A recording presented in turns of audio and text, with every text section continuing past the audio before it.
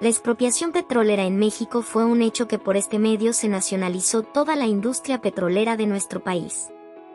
El decir que se nacionalizó significa que se hizo propiedad y posesión de México, ya que antes de la fecha el petróleo mexicano podía ser propiedad de cualquier persona, país o empresa extranjera, ya que antes no se consideraba ningún precio alto por él. El presidente en funciones de aquella época en México, el general Lázaro Cárdenas del Río, dio muchas innovaciones al país y de estas, fue ver que la moneda de cambio en el futuro sería el petróleo. Así que contaré la breve historia de cómo sucedió este hecho, que por la razón antes mencionada, se considera muy importante. Empezaremos desde 1935, año en que se creó el Sindicato de Trabajadores Petroleros de la República Mexicana, STPRM, institución encargada de apoyar en la justicia y derechos de los trabajadores en el petróleo.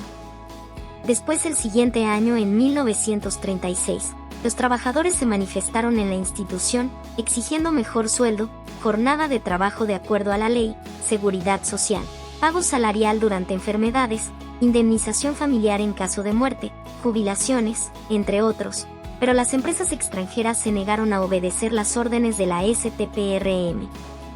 En 1937 la Junta Federal de Conciliación y Arbitraje, JFCA, revisó la situación y determinó que las empresas contaban con los recursos suficientes para cumplir con la solicitud de los trabajadores. En ese mismo año, las empresas extranjeras acudieron ante la Suprema Corte de Justicia de la Nación, SCJN, para resolver el problema y tener protección ante este. El 1 de marzo de 1938, la SCJN, teniendo la palabra de las empresas extranjeras y la de la JFCA, dio su veredicto final y confirmó que la Junta de Arbitraje tenía la razón verdadera. Todo este escenario le llegó al presidente Cárdenas. El presidente trató de convencer a las empresas extranjeras para que cumplieran con lo pedido en la Suprema Corte de Justicia, pero se volvieron a negar. Llegando el día 18 de marzo de 1938, a las 10 de la noche por Radio Nacional, el general Cárdenas leyó el decreto de expropiación con el cual se hacía válido el artículo 27 constitucional, que dice: la propiedad de las tierras y aguas comprendidas dentro de los límites del territorio nacional corresponde originariamente a la nación, la cual ha tenido y tiene el derecho de transmitir el dominio de ellas a los particulares, constituyendo la propiedad privada.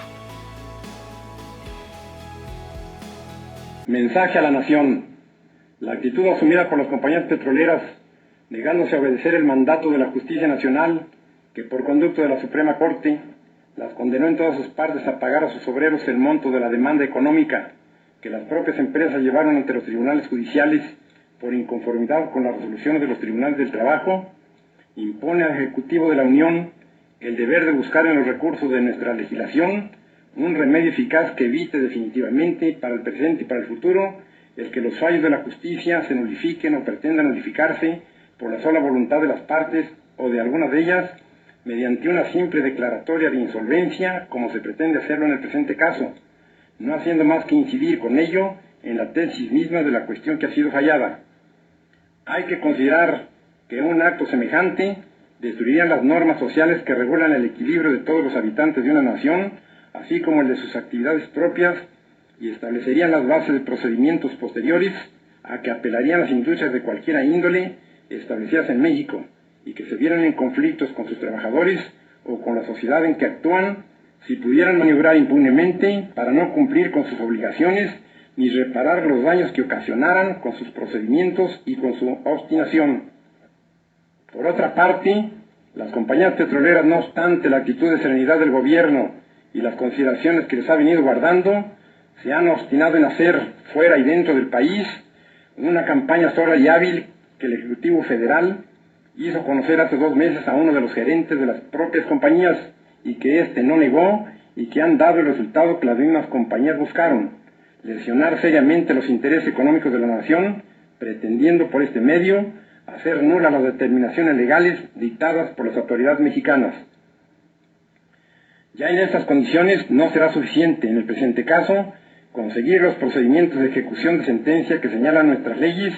para someter a la obediencia a las compañías petroleras, pues la sustracción de fondos verificada por ellas con antelación al fallo del alto tribunal que las juzgó, impide que el procedimiento sea viable y eficaz, y por otra parte, el embargo sobre la producción o el de las propias instalaciones y aún el de los fondos petroleros implicarían minuciosas diligencias que alargarían una situación que por decoro debe resolverse desde luego, e implicaría también la necesidad de solucionar los obstáculos que pondrían las mismas empresas seguramente para la marcha normal de la producción, para la colocación inmediata de esta y para poder coexistir la parte afectada con la que indudablemente quedaría libre y en las propias manos de las empresas. Y en esta situación de suyo delicada, el poder público se vería asediado por los intereses sociales de la nación, que sería la más afectada, pues una producción insuficiente de combustibles para las diversas actividades del país, entre las cuales se encuentran algunas tan importantes como la de transportes, o una producción nula o simplemente encarecida por las dificultades, tendría que ocasionar en breve tiempo una situación de crisis incompatible no solo con nuestro progreso, sino con la paz misma de la nación. Paralizaría la vida bancaria, la vida comercial en muchísimos de sus principales aspectos. Las obras públicas que son de interés general se harían poco menos que imposibles y la existencia del propio gobierno se pondría en grave peligro, pues perdido el poder económico por parte del Estado, se perdería asimismo el poder político, produciéndose caos.